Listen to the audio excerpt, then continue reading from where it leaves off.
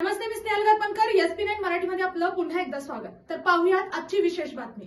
श्री क्षेत्र वाडी रत्नागिरी येथे 1 एप्रिल रोजी होणाऱ्या श्री ज्योतिबा देवाच्या चैत्र पौर्णिमा यात्रेच्या पूर्वतयारीसाठी प्रशासकीय यंत्रणा सज्ज होत असून या पार्श्वभूमीवर बुधवारी 18 मार्च रोजी एका विशेष आढावा बैठकीचे आयोजन करण्यात आले होते.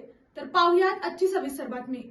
कोल्हापूरचे जिल्हाधिकारी अमोल येडगे यांच्या अध्यक्षतेखाली आणि जिल्हा पोलीस अधीक्षक योगेश कुमार, मुख्य कार्यकारी अधिकारी कार्तिकेयन AS यांच्या प्रमुख उपस्थितीत ज्योतिबा डोंगरावरील यात्री निवास हॉल येथे दुपारी 4 वाजता ही बैठक पार पडली.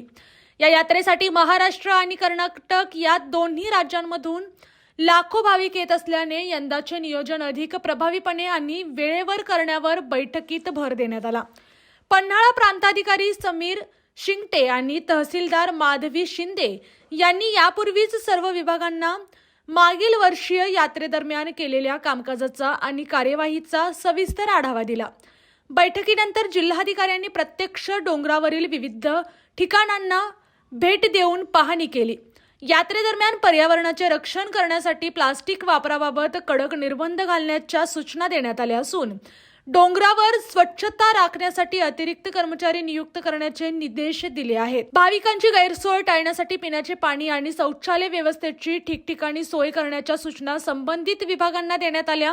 विशेषतः दर्शन घेण्यासाठी येणाऱ्या लाखो भाविकांच्या सोयीसाठी दर्शन रांगेचे योग्य नियोजन करून त्या ठिकाणी सावली आणि पाण्याची व्यवस्था करण्याबाबत त्यांनी प्रत्यक्ष जागेची पाहणी करून मार्गदर्शन केले.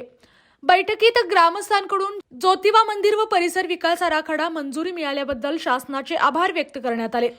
या बैठकीत प्रामुख्याने भाविकांच्या सुरक्षिततेसाठी पोलीस प्रशासन, आरोग्य सुविधांसाठी जिल्हा आरोग्य अधिकारी व CPR रुग्णालय आणि प्रवासाच्या सुविधेसाठी महाराष्ट्र राज्य परिवहन महामंडळ व KMT परिवहन विभागाच्या जबाबदाऱ्या निश्चित करण्यात आल्या. त्याचप्रमाणे डोंगरावरील वीज पुरवठा, प्रादेशिक परिवहन कार्यालय, RTO, आपत्ती व्यवस्थापन आणि सार्वजनिक बांधकाम विभाग यांसारख्या यंत्रणांना समन्वयाने काम करण्याच्या सूचना देण्यात आल्या. या बैठकीला पश्चिम महाराष्ट्र देवस्थान समिती, जिल्हा होमगार्ड, स्थानिक ग्रामपंचायत, वाडी रत्नागिरी आणि विविध विभागांचे वरिष्ठ अधिकारी उपस्थित होते.